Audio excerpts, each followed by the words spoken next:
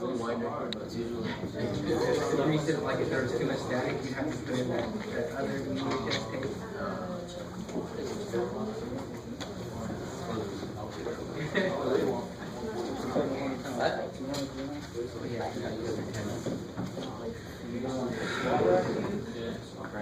It's probably just the Star right here, the other bar.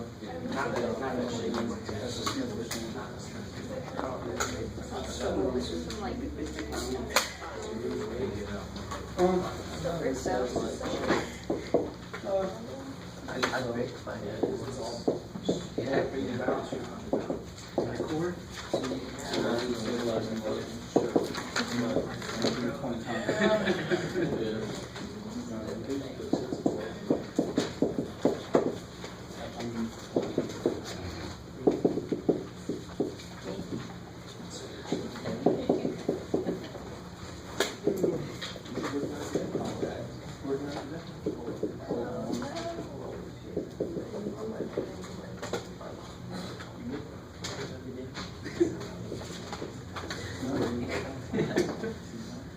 Alright, it shouldn't take too long to do that.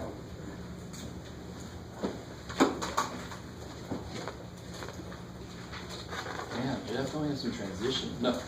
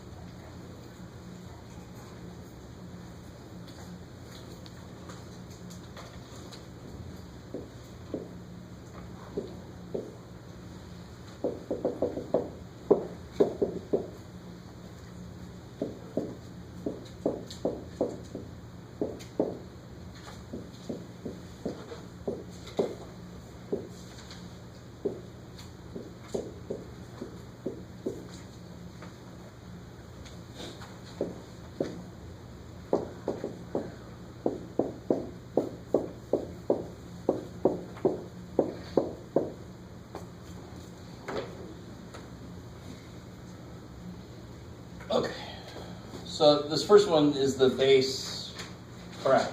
Right? So always remember -1, 0, 1. -1 squared is 1, 0 squared is 0, 1 squared is 1. What happens, all right? All right, so it's really good to make a mixture of negatives and positives. You need really just 3 points to really graph a parabola, but one of those points really needs to be the vertex, right? Thankfully I got it. So 0, 0, -1, 1, 1, 1, bam. So there's your standard issue parabola, right? Number 2, you want to be a little smart about what you pick here. You could pick -1, 0, 1. It really shouldn't matter too much. Pick the numbers that goes into the whole. Yeah, so if you pick -2, 0, and 2, that might be a little bit better. No fractions at all. But if I'm going to get a fraction, I want it to be half, because then I just go halfway between, not a big deal. But what is -2 squared? 4 divided by 4? 1. 0 squared is, that's crazy. 2 squared is 4 divided by 4 is still 1. So that's interesting. I got the same outputs, but my inputs had to be twice as big. Or another way to look at it, if I would have put negative 1 in, what would I have gotten out? 1/4, positive 1/4, right? And if I put a 2 in here, if I put like a negative 2 in here, what would I get out? 4. And what did I get out here? And why does it make sense? Because all my outputs are 1/4 as big as they used to be, right? So what happens is all my outputs aren't as high as they were. It actually ends up being less tall, as being what we call, poor little dude, a fat parabola, right? But this almost feels like a slope. If that number's small, it's going to rise slow. If that number's big, it's going to rise quick. So if I put a 2 in there, it's bigger than 1, it's going to become a little bit skinnier. So here I get a nice fat one, negative 2, 1, 0, 0, 2. Well, you got it right, Jeff. You just can't say it right. There it is, and then it's fatter than it used to be, isn't it? Right? So he discovered it in out here, maybe. I don't know. And then number 3, it doesn't. I can put negative 1, 0, 1 in there. And when I plug a negative 1 in, I get negative 1 squared is 1 times 2 is 2. 0 squared is 0. 2. And then I get another 2 there, right? So now it is negative 1 goes to 2, 0 goes to 0, 1 goes to 2. So now it's a little skinnier than the original was. A little fatter if the number in front is smaller than 1. A little skinnier if the number in front is bigger than 1. And what if the number in front was negative? It wouldn't be like that, it would be like that. I love it. All right. So that's an investigation into what that coefficient does to the parabola. It makes it fat or skinny, or opens down, fat and skinny. So if I would have made this negative 1/4, it would have been fat opening down, or wide. It's just as bad. And then over here, if I would have made this negative 2/4, it would have been skinny opening down. Okay, maybe. Is that decent by itself? All right, so now let's investigate something else. What if I put, so we got what they want there. More than you ever wanted. Okay. So let's investigate this here. This is how we'll do it, by the way. We'll just do it and see what the hell happens. So XY table, graph. All right, we'll start with the base one. And then what if we did this? And then what if we did this together?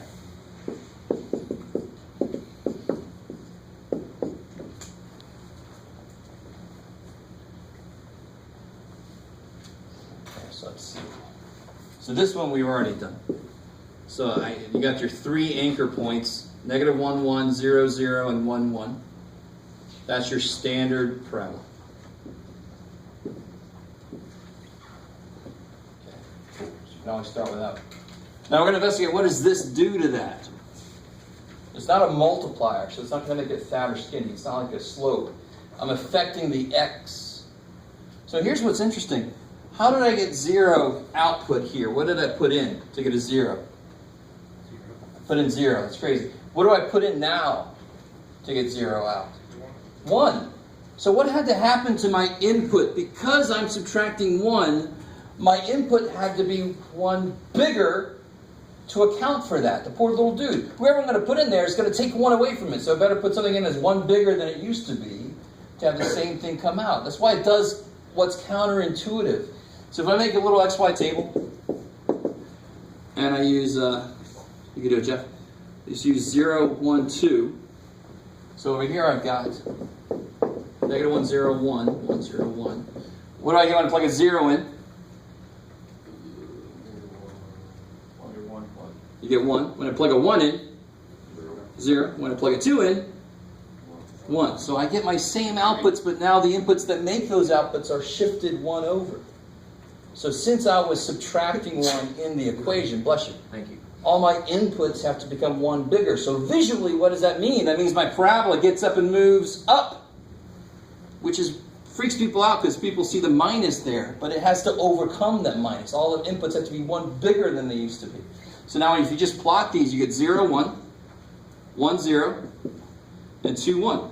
So sure enough, my parabola just got up from where it used to be, and it moved up 1. So what do you think if I would have put a plus 1 in there, it would have gotten up and moved back? That's crazy. Crazy. I know. Stupendous. Sorry. I love that from earlier. Stupendous. So what's going to happen? What's going to happen here? All right. Now watch. X is domain or range. What is X? Normally considered. X is from the domain means all the values that I can use for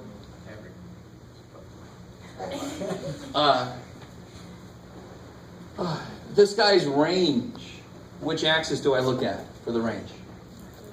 Oh, okay, so the domain must be the, okay, X, right? So where is the, why is this different from this? Why are these different? And where is it? It's in with the X. So see how the domain changes. See how I move left or right if I do that. The domain changes. All my inputs have to be one bigger. Where is my adjustment now? Is it in with the X? No, it's outside. I could even put it over here with the Y if I wanted to, right? So now that's going to change up or down. So that is my normal parabola. What's it's going to do visually is the easiest one. It's going to take it down. It's crazy. So now if I graph this, you're going to have to plug in negative 1, 0, 1. Negative 1 squared is 1 minus 1 is 0. 0 squared is 0 minus 1 is negative 1. 1 squared is 1 minus 1 is 0. So now at negative 1, it's 0. At 0, it's negative 1. And at 1, it's 0 again. So that parabola just moved down 1. So what would this function do?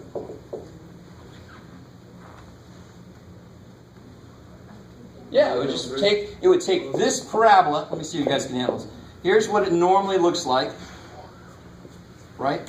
Dot this in because that's not really my answer, right? So I make it dotted. And it would move it up 3. 1, 2, 3. This point will now go up 1, 2, 3. This point will now go up 1, 2, 3. So there it is. Wow. So it just picked the parabola and moved it up 3. That's insane. Does this have any X-intercepts? Why does that make sense? Because if I try to solve this equation, what kind of answers will I get? Solve it. Imaginary. I'll get complex answers. If I get real answers, they correlate to X-intercepts. I should see them. This visually has no X-intercepts. That means algebraically this should have no real answers. I want to really tie those together for you. Because a big part of math is sometimes some problems are easier to solve graphically, other problems are easier to solve algebraically, computationally. And you can actually do it either damn way. It's awesome. Okay, all right. So let's summarize what we figured out. Let me do what people hate, but that's the only way I can capture this in general. Because what number could I have put there? Anything. What number could I have put x minus 1? I could have put x minus 17. So the way to capture that, and what number could I multiply by any number? So what we do is, here's the number I multiply by. Here's the number I changed left and right with. And here's the number I change up and down with. Now I want you to realize, now that you kind of get a feel for moving left and right, moving up and down, where's the vertex for this parabola? Yeah. Right? 0, negative 1. How much did it move left and right? Is there anything with the x?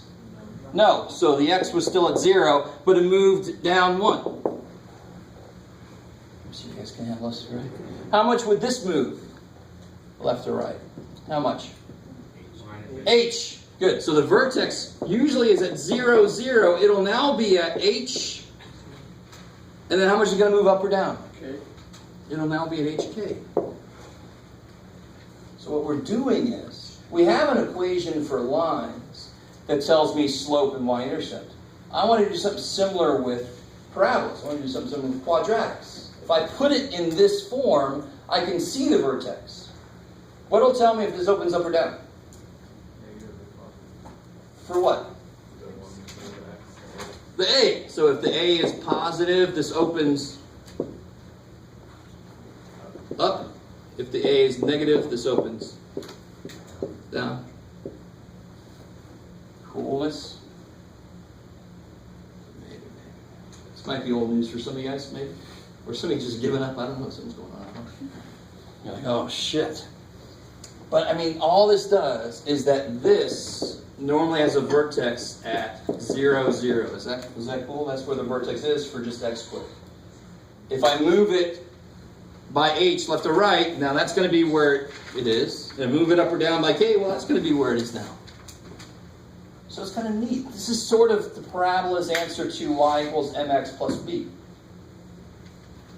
Now, I don't know if you guys have thought this far ahead, but in order to put something in this form, what am I going to have to use to make that happen?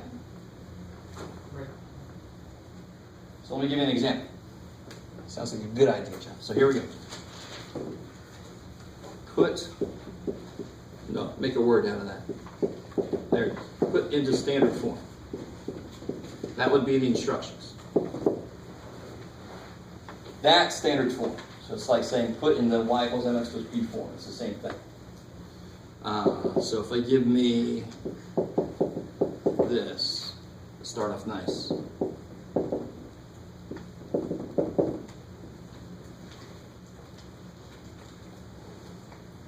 So why is that not in standard form?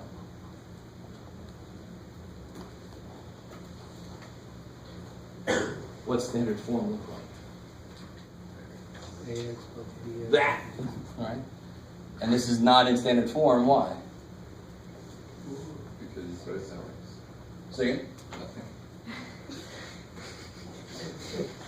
I'm not sure if I'm happy to hear what you said or not.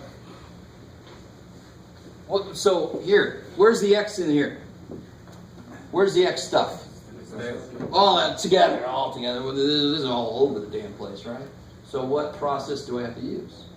What do we have that can make that look like something squared? Probably something that you would fill in what the square needs. Complete the square. Holy shit. All right. The thesaurus practice. All right. So what I do, now here's what you guys are going to love. Do I really have another side?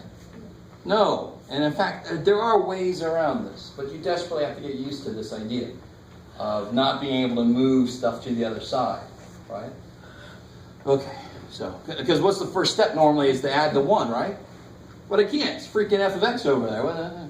So what I do is, I still make some room, but I just have to move it over a little bit. Now here's the thing, you've all seen Indiana Jones, right? I know it's like in the 80s, before CGI came in and ruined every damn thing.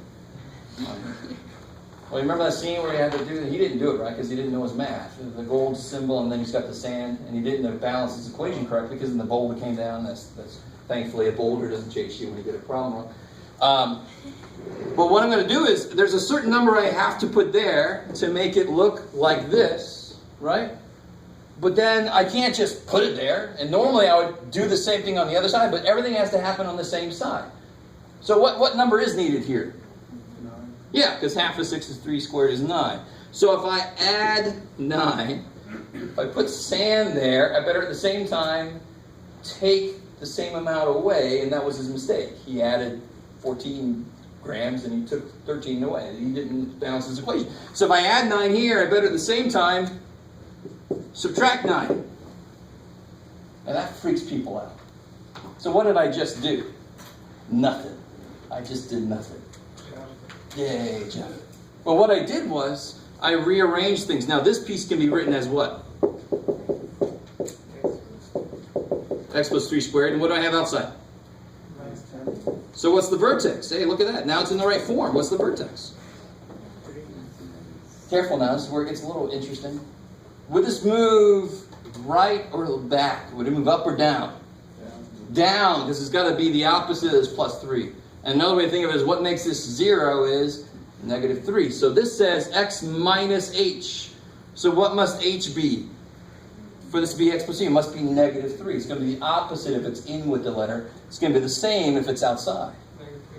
So the vertex is at negative 3. And then it would take that and it would move it down 10. So now it's negative 10. So that's where the vertex is. Alicia. So K stays the same. Always. Yes, cool, exactly. And I want you to, let me see if I can get you guys to really be with me. If it's inside with the letter, it does the opposite of what it looks like. Because now all my inputs have to be the opposite of whatever H is. It has so over here I had, if I have X plus 2, now my inputs can be 2 smaller. Because the first thing I do is add 2 to them, so they can all be 2 less. Okay.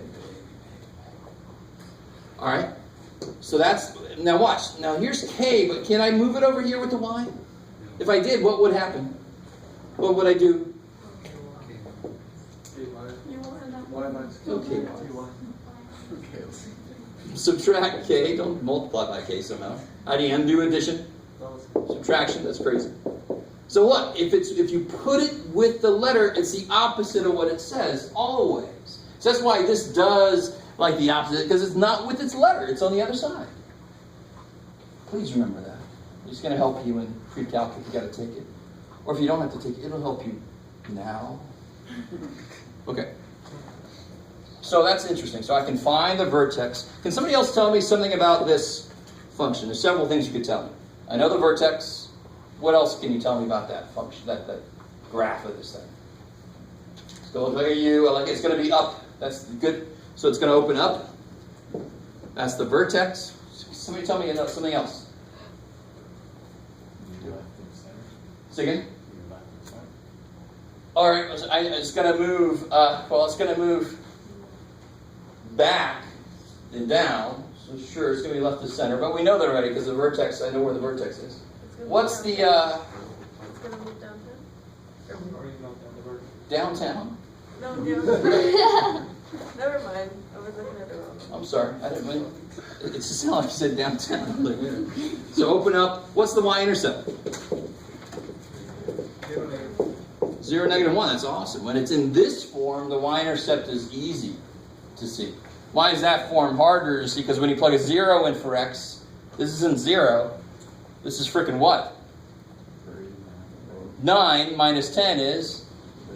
So I'd much rather get the y-intercept from the original version of it, right? I can just see it. It's sort of like plus b is the y-intercept. Well, that's the number by itself. That's the y-intercept.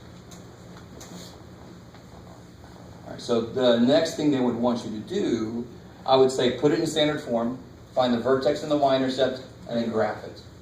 Now, what's kind of wrong with that? How many points do I need to graph it really well? 3. So there's one last piece to a parabola that we need to talk about. For right now, there's a lot more we're going to do it. And that is this. Every parabola, if I told you let me see if you guys get this. The intercepts were 0 and 4. Can you tell me anything about where the vertex must be? Yeah, it's got to be x equals 2. What's y? I have no freaking idea. If I told you it opens up, you would know it'd have to be somewhere down here, right? But it's anywhere where x is 2. Why did you say that? Why? Why has it got to be at x equal 2? Why has it got to be in between them? Because every parabola has what? It's symmetry. I love it. Symmetric. Around the middle. So I know that somewhere here on this line is going to be the vertex because it's symmetric. So any 2 points, at any point there's a mirror image point across from it. Does that make sense? And that's pretty decent. All right, good. So here, I'm going to use that fact to do so. Let's do another one of these, and we'll do it all the way out. And then I got a little handout after I show you a shortcut. Okay. I forgot what I was going to do. Oh, yeah, that's what you want. Let's do one that's a little bit more disgusting. Not too disgusting yet.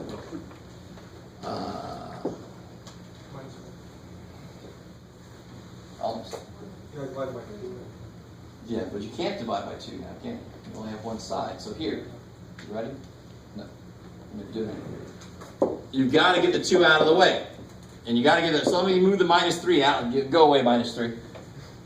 I can't have a 2 here. Normally I would divide by 2, but I can't really do it, so I just take a 2 out.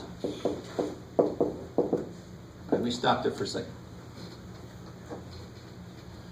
You guys? Then that's 2 can work as an A. Exactly. So that if that's not a 1, that's going to become my A. I'm going to take it out, and now it's my A. I love it. Exactly right. This is going to be part of my K. I got to figure out the other part by figuring out what has to go here. Now watch. This is careful. Is that a -6 there? Really? Is there a -6 there? No. There's actually a -12 there. Right? Is there an x squared in the problem? No. There's actually a 2x squared. So whatever number I put there, I didn't really just put that number there. I just put twice that number there, right? Because this is double any damn thing in here. Well, what number do I have to put here, of course? 9. Yeah, so what did you actually just do? You just added 18. So to balance that out, you better at the same time subtract 18. Make this more... There you go. So this is 2 times 9 is 18. I just added 18. I better subtract 18. Now, if you don't believe me, you're like, I just freaking added 9, Jeff. I don't know what the hell you're doing. Well, if you multiply this out, you get 2x squared minus 12x plus 18. You just added 18. It's just that you took the doubling part kind of on the side by itself. When you want to balance out what you just did, you better undo everything you just did. You did double that. So you better subtract double that. I love it. I like it. Okay, maybe. So it's pretty much like you took the 6, which is 3, times 6 is 3, then you square it, which is 9. Well, that's the same old thing. If that there's a 2 out there, then that's going to be... So that's what this inside needs to work. But what did I just do to the equation? I added 18. So the process doesn't change as far as what number do I need here. I still take half in the middle and square it. But then I got to take this into account, whatever's out there. Why didn't I have to do that in the last problem? Because there's just a freaking 1 out there, right? Last time I had a 1 to begin with. It's not going to mess anything up. So what do I have now? Putting this stuff together. I get 2 times x minus 3 squared minus 21. I like it. So we're going to graph this bad boy. I probably want to make a decent scale, right? Please, dear God, don't make a scale of 1. If you have a vertex at -21, what's a decent scale for that, do you think? What do I mean by that? What am I going to go by? 5. My tick marks. Sure, 5 sounds all right. 3s would be nice, because then, but 3, 6, 9, that's too many. Let's do 3 is good, but let me go ahead and do 5. -5, -10, -15, -20. Yes, Jeff, you can count by 5. Good job. -25. And then here I got my x. Doesn't have to be anything special. 1, 2, 3, 4, 5. 1, 2, 3, 4. Sure. X, Y.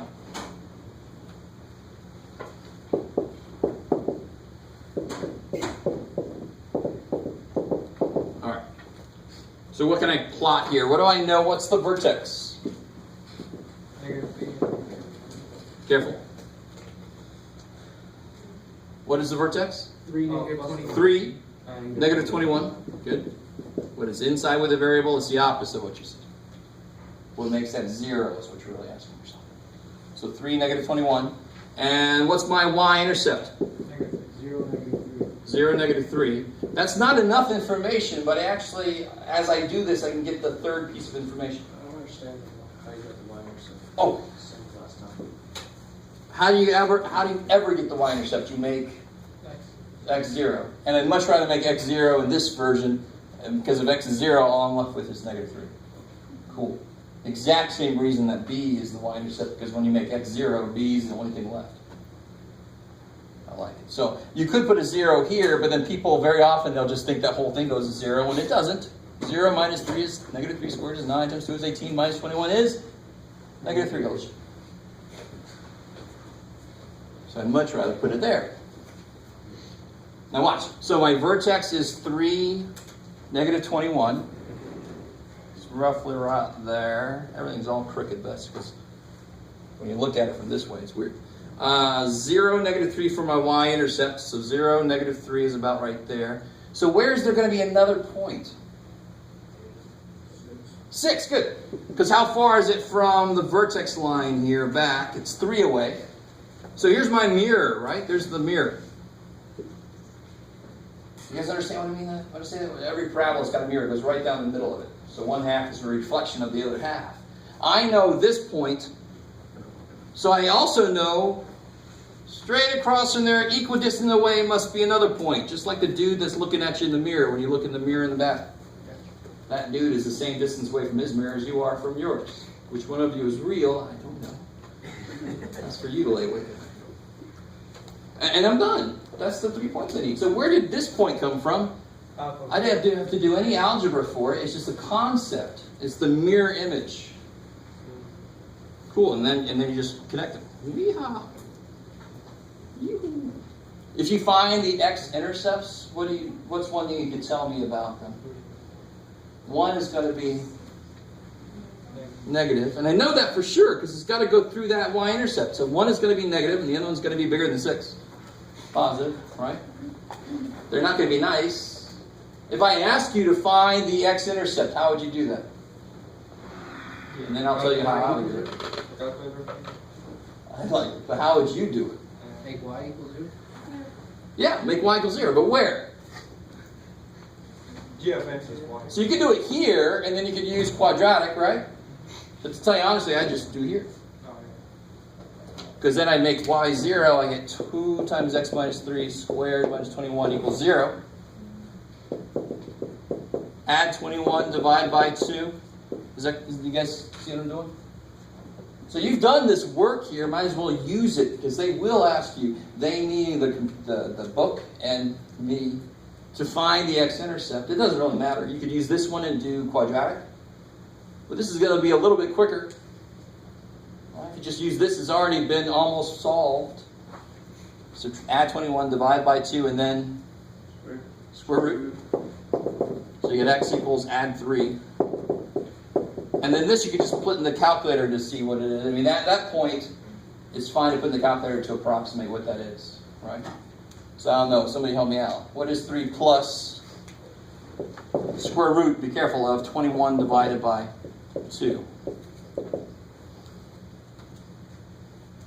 6.07. What is it? 6.24. Okay, I can live with that. And what is 3 minus rad 21 divided by 2? Negative 0.7624. Shit, I should have just did that. Overthought it. So there is one that's negative, and there's one that's above 6, right? We can tell that from the graph at least.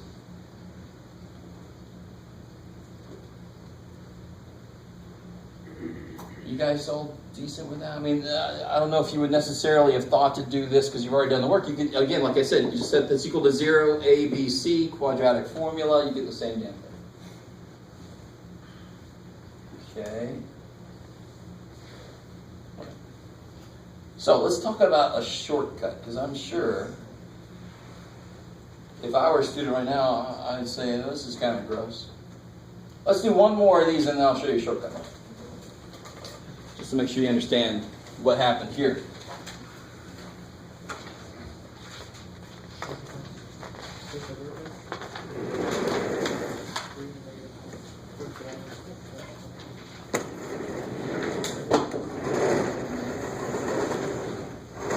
So real quick, if I just, I'm not going to do the whole thing, but I just want to see what you guys think of this.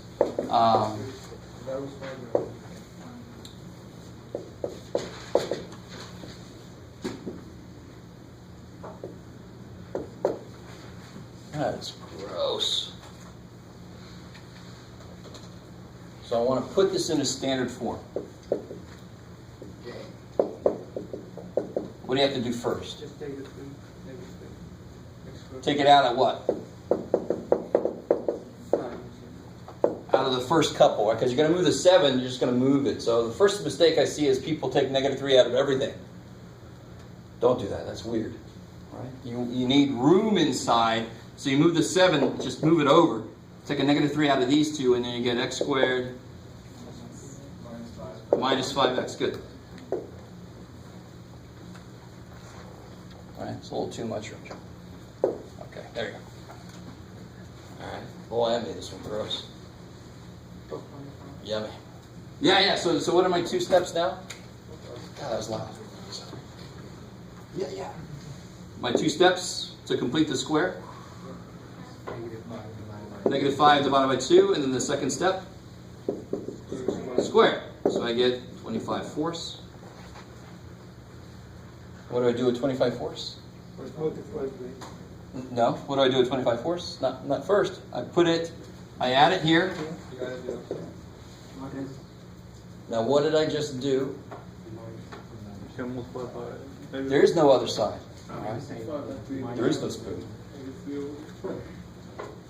Yeah, so this is going to be negative 3. And what you really just did, you didn't just add 25 fourths. You just subtracted 75 fourths.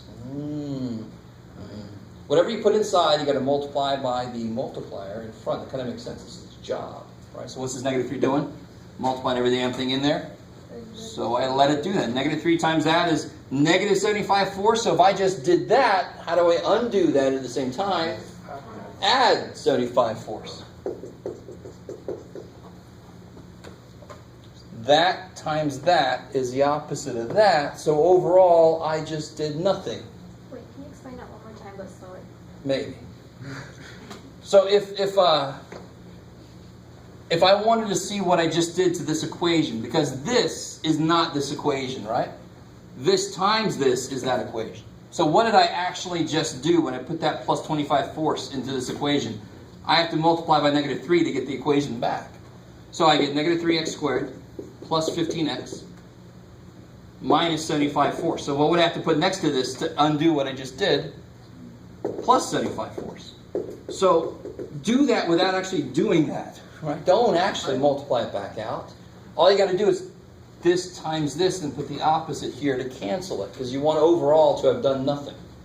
So when you have to work on one side of the equation, you always want to balance what you did out. If you add 5, you better at the same time subtract 5, so overall you just didn't do anything. So if I want my scale to balance and I take one 5-gram weight off, I've got to put another thing that's 5 grams on there, so it's still balanced, right? That's the old classic, functions are like balance. Oh God, I got sick of that when I was a little kid. Scale, but it's a nice visual anyway. Does that make sense? That's really, a lot of people freak out about that, but you have to take into account what you just did, and this is a part of what you just did. Those have to go together. So then I end up with h of x is negative 3 times what?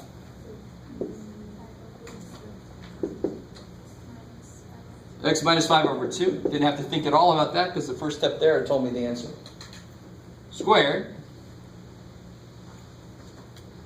Plus. Good. So you got to multiply by 4, 75 minus 28. 47 over 4. That's yummy.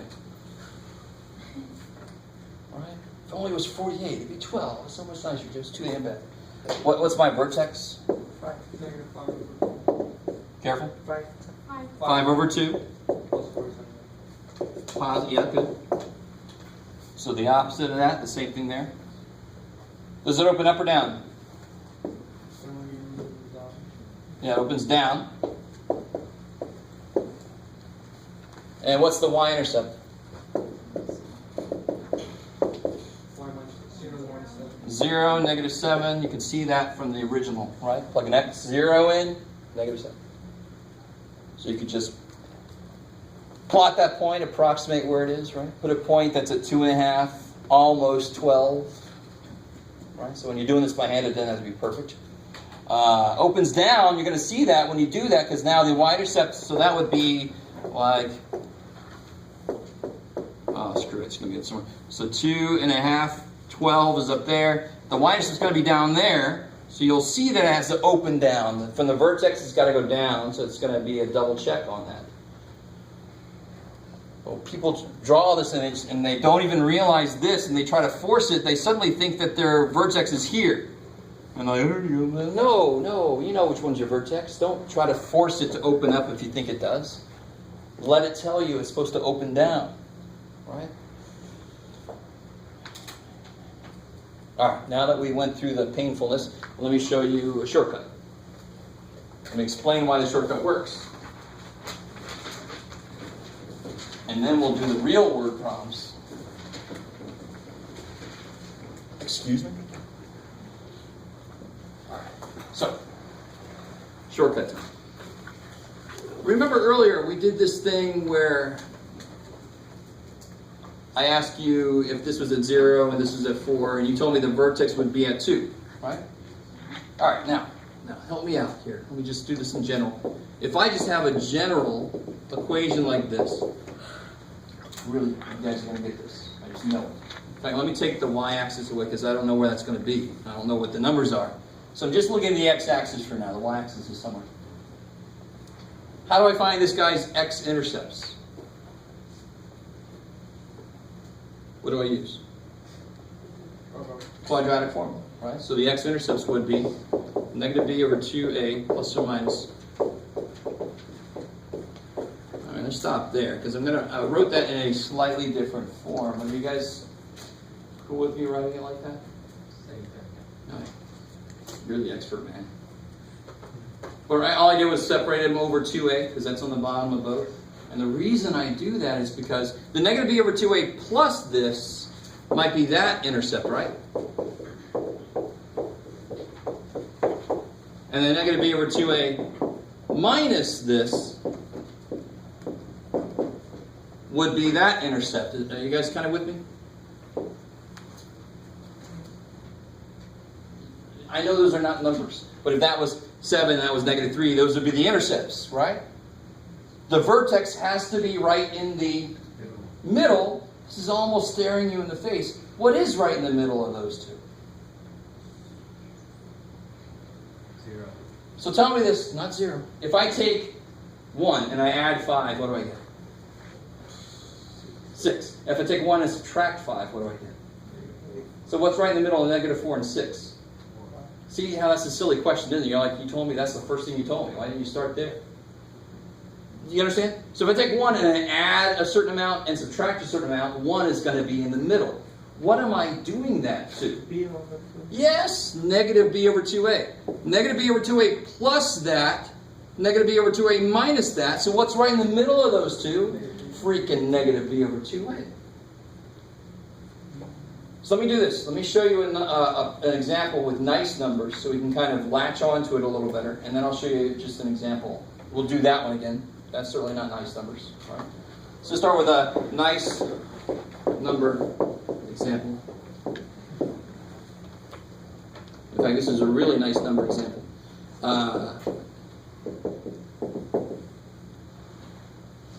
So real quick, this is not what you would do because you can't always do this, but this is nice numbers, so I made it factorable. How does this factor?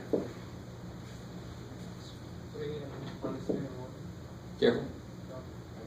X plus 3. Yeah, the small one's got to be negative.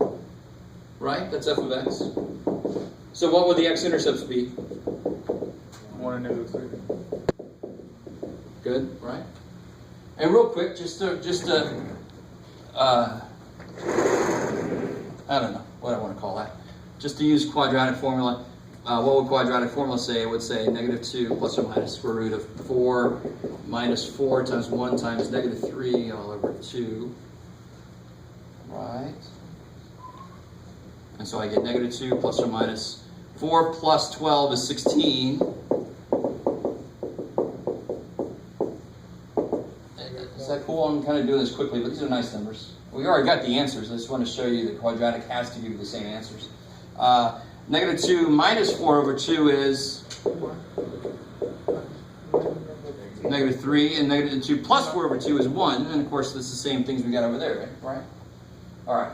So the answers to the quadratic formula are always the x-intercepts. The vertex has to be in the middle of those damn x-intercepts, so they don't have to be nice numbers. They could be the ugliest numbers you can imagine. They could be complex, and the vertex is still in the middle of them somehow, right? Freaky. They don't even show up. All right. So if I have an intercept at -3 and I have an intercept at 1, then where's the vertex going to be? -1. Yeah, so it's going to be at -1. And now I know the x is -1. How do I figure out the y? If you have x, how do you always figure out y? Plug it in. If you know x, you plug it in to figure out y, right? But here's the shortcut. We got that by just looking at the numbers. What's the shortcut say to do? The x piece of the vertex will be -b over 2a. Here's the shortcut. What's b? 2. So negative that divided by twice a, and I get -1. So this process, this was nice numbers, so I could do it quicker by not doing the shortcut. But the shortcut works when the numbers are gross, like over there. And to complete this, so the vertex is at -1, comma, I don't know yet, but when I throw a -1 in, what do I get? 1 minus 2 minus 3. What's 1 minus 5? -4. So the vertex of that guy would be at -1, comma, -4. And it opens up, and the y-intercept is -3, and all that kind of stuff. So then we can graph it. All right, let's try to use the shortcut on that dude over there. This way, we did it, put it in standard form, and then I can see the vertex. Let's try to use the shortcut, see what it does for us.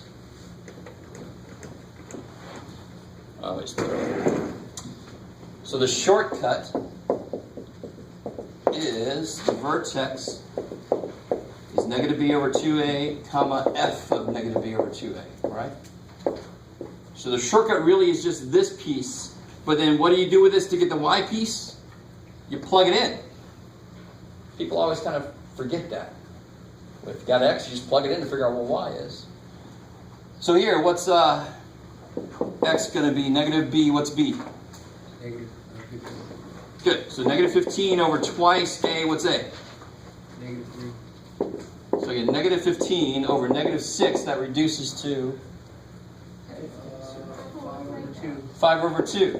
Interesting. Yeah. Right? Right? Did you guys see that? Right. That was quicker.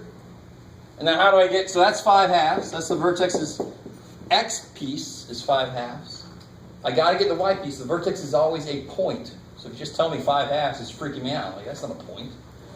How do I get the other piece of the point? Plug it in. I know x is 5/2, so I just got to plug it in to figure out what the output is, what y is. So what's h of 5/2? -3 times 5/2 squared, plus 15 times 5/2, minus 7. I know some of you guys hate fractions. It's too bad. Right? They don't have much of an opinion about you. Again, math isn't good. Has no emotions. What's 5 over 2 squared? Careful. 25 force times -3. Does that sound familiar? Remember that? All right. Plus. Good. 75 over 2 minus 7.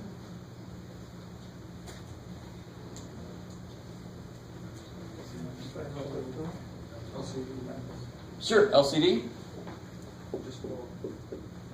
So it'll be 150 minus 75 is 75 over 4 minus 7. And of course that looks very familiar because that's what we did here, isn't it? 75 force minus 28 force is what we got before. 47 force. So that's the other piece of the vertex. So -b over 2a is the shortcut to get the x piece, and then you plug it in to get the y piece.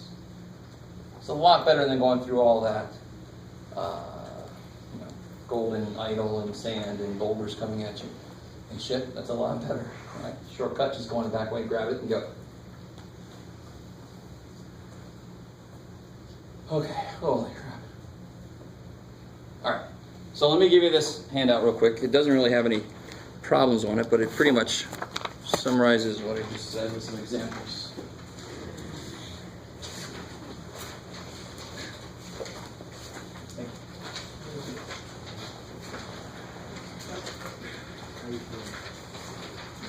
That's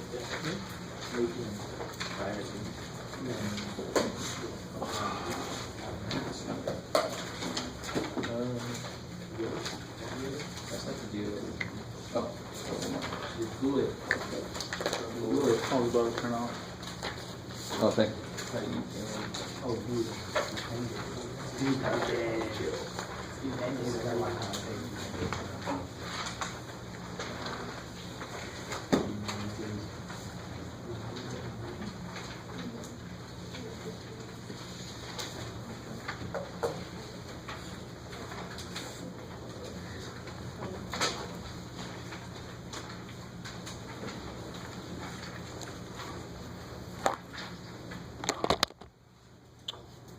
Oh, poor little dude.